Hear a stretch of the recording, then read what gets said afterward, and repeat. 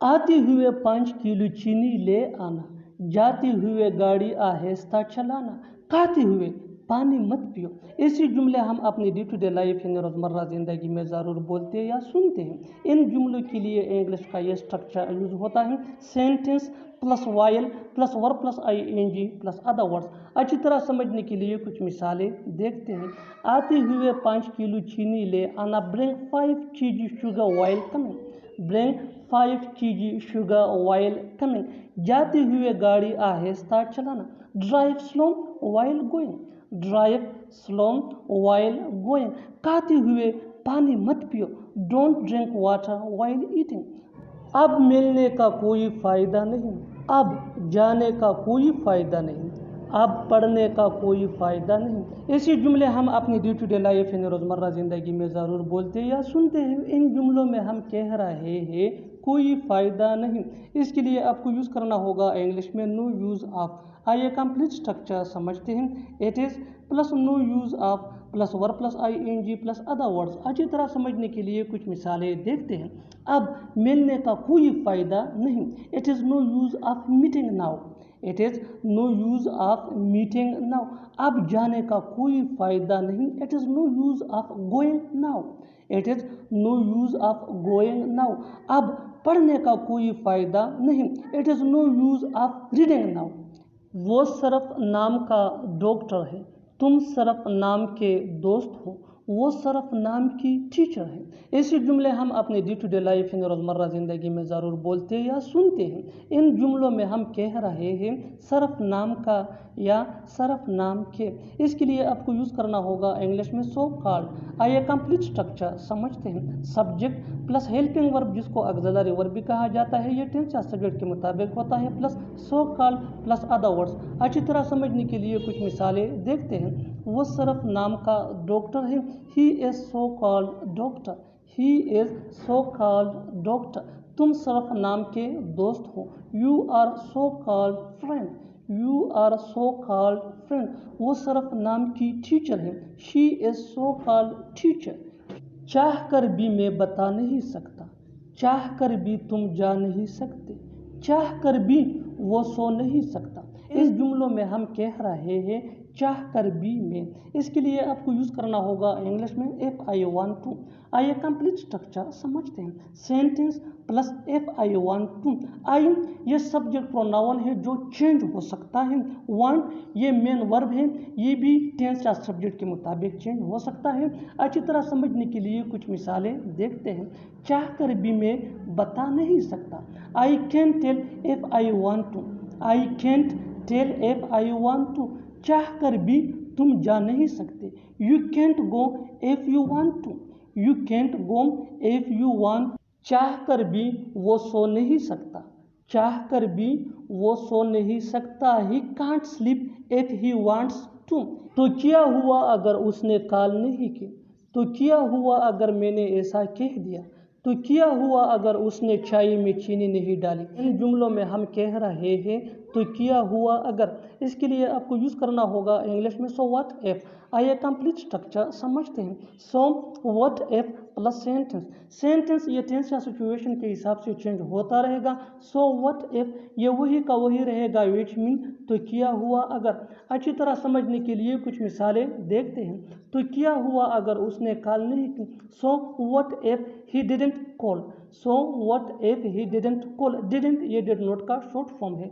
तो क्या हुआ अगर मैंने ऐसा कह दिया, सो what if I said so, so what if I said so. तो क्या हुआ अगर उसने चाय में चीनी नहीं डाली, so what if she didn't add sugar in tea. रहने के लिए यही घर मिला था क्या, पढ़ने के लिए यही किताब मिली थी क्या, शादी करने के लिए यही मिली थी क्या, यही मिला था। इसके लिए आपको यूज़ करना होगा इंग्लिश में डिड यू फाइंड ओनली।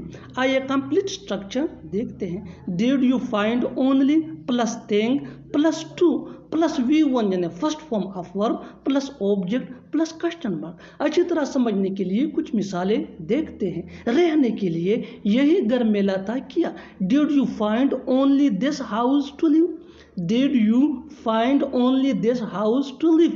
पढ़ने के लिए यही किताब मिली थी क्या? Did you find only this book to read? Did you find only this book to read? शादी करने के लिए यही मिली थी क्या? Did you find only her to get married?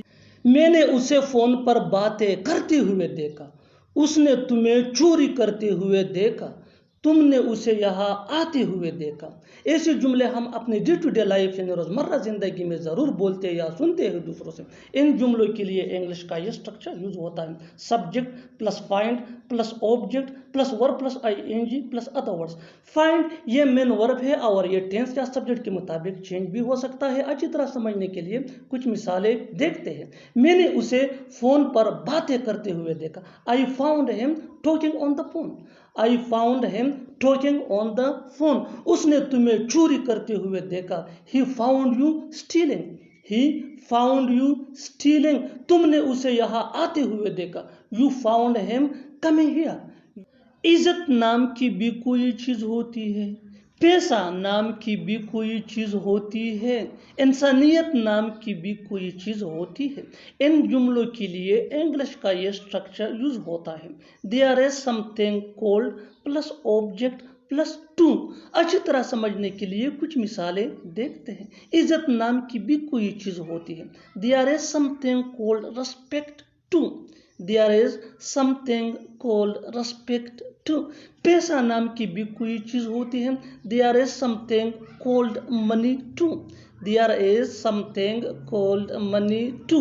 इंसानियत नाम की भी कोई चीज़ होती है, इंसानियत नाम की भी कोई चीज़ होती है, there is something called humanity to. ये तो तय है कि तुम वहाँ जाओगे, ये तो तय है कि हम खेलेंगे, ये तो तय है कि वो जीतेगा। इन जुमलों में हम कह रहे हैं ये तो तय है कि। इसके लिए आपको यूज़ करना होगा इंग्लिश में इट इज़ 1 to 10। आइए कंप्लीट स्ट्रक्चर देखते हैं। It is 1 to 10 plus sentence. Sentence ये सिचुएशन या टेंस के हिसाब से चेंज होता रहेगा। इट इज़ 1 to 10 ये वही के वही रहेगा, विच मीन ये तो तय है कि। अच्छी तरह समझने के लिए कुछ मिसालें देखते हैं। ये तो तय है कि तुम वहाँ जाओगे, यानी फैसला हो गया है कि तुम वहाँ जाओगे। It is 1 to 10 you will go there. It is 1 to 10 you will go there. ये तो तय है कि हम खेलेंगे। It is 1 to 10 we will play. It is 1 to 10 we will play. ये तो तय है कि वो जीतेगा। It is 1 to 10 he will win. It is 1 to 10 he will win. बिल्कुल फार्मूले को हम स्टेप बाय स्टेप फॉलो कर रहे हैं। अब भी इस फार्मूले के बेस पे सीख सकते हैं ऐसे जुमले अंग्रेजी जुबान में आसानी से। That can be really helpful for you. अच्छी तरह समझने के लिए एक और मिसाल देखते हैं। One more example for better understanding. ये तो तय है कि वो हमें सब कुछ बताएगा। ये तो तय है कि वो हमें सब कुछ बताएगा। It is 1 to 10 he will tell us everything. It is 1 to 10 he will tell us everything. और आखिर में ये सेंटेंस आपके लिए कमेंट सेक्शन में इसका जवाब ज़रूर देना। ये तो तय है कि वो यहाँ रुकेगा। ये तो तय है कि वो यहाँ रुकेगा। Subscribe to English page for more advance English sentence structure. Thanks मानना।